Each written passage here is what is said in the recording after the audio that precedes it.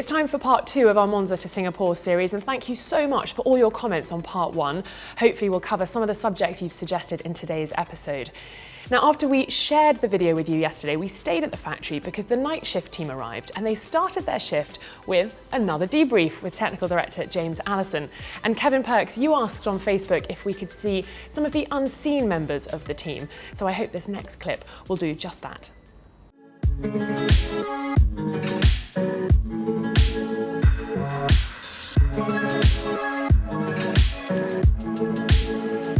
What are you doing here so late? Well, the factory's not just for the people who work in the day. There's a lot of people here who work in the evenings as well. They care every bit as much about our weekend and how well the car's gone, what's going to be ahead of us in the championship as the other people in the factory. And so it's important to bring them into the same conversations that we do with the others. So this is the debrief for the night shift. And it's always a fun one because it's a smaller group, it's more conversational, and something that is good to do. Is it nearly home time for you, or are you going to stay a little bit longer? No, I'm going to go home after this. Okay, well sleep well. We'll probably see you tomorrow. Okay.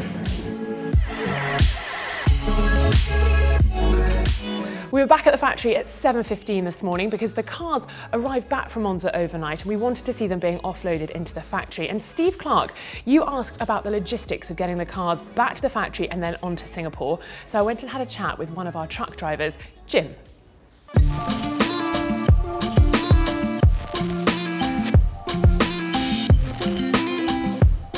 Jim, what time did you finally get back last night?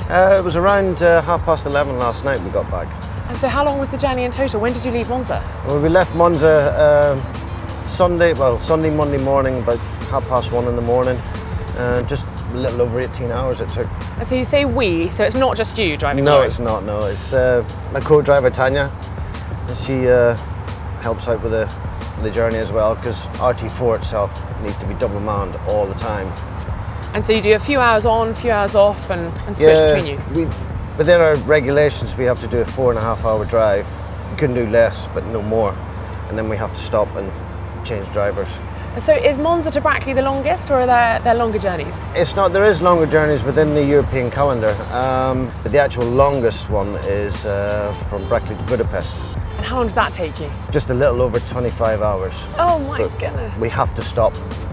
Obviously, it's more than 20, so we have to stop for a 9-hour break and then carry on the next day.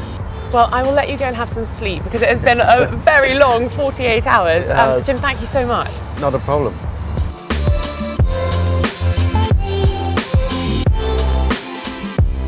Once I'd sent Jim off to get some sleep, I went and saw one of our garage technicians, Brian, to ask him about the amount of freight coming back from Monza and going on again to Singapore. Brian, it has been a busy morning already. You've been unloading from the truck. Yeah. How much freight is coming off? There's about 10 to 15 tonne off of this truck with the cars.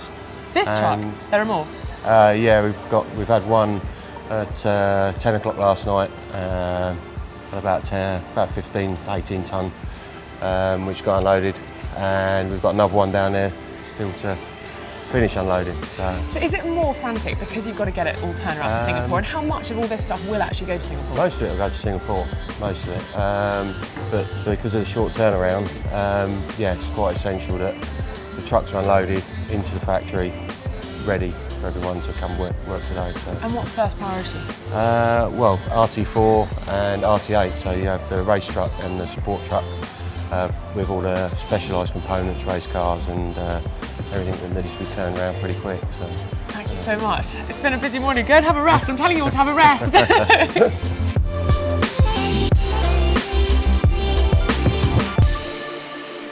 Now that the cars are back in Brackley, the team can really start the turnaround process. And Ariel Jimenez, you've been in touch asking about what happens to the car between the races, and we will be following the car over the next few days. But for today, we wanted to know what happened to the chassis straight away. So I went to go and talk to the head of build, Peter Hodgkinson.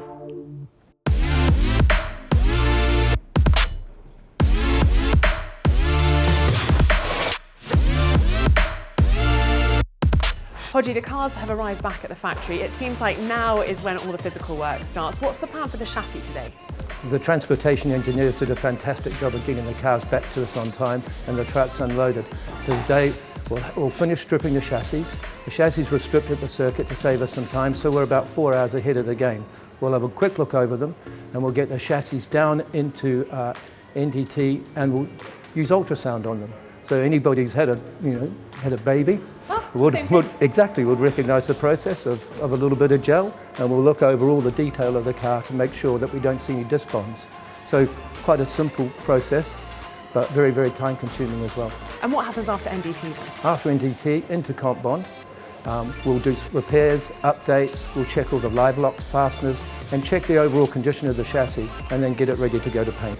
And is it even busier because it's going from European to flyaways for you? Yes, normally the European season we get 4 days to turn the cars around. Here we get 1.5 days, so it's a great challenge for us. And what's the plan for tomorrow?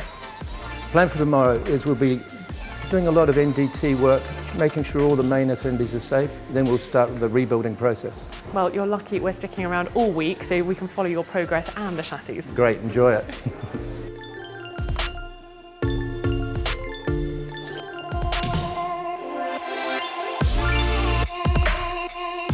So that's another day done here in Brackley. I hope you're enjoying this series so far. Hey, and look what's turned up in the freight, the Italian Grand Prix trophies. I'll be back tomorrow.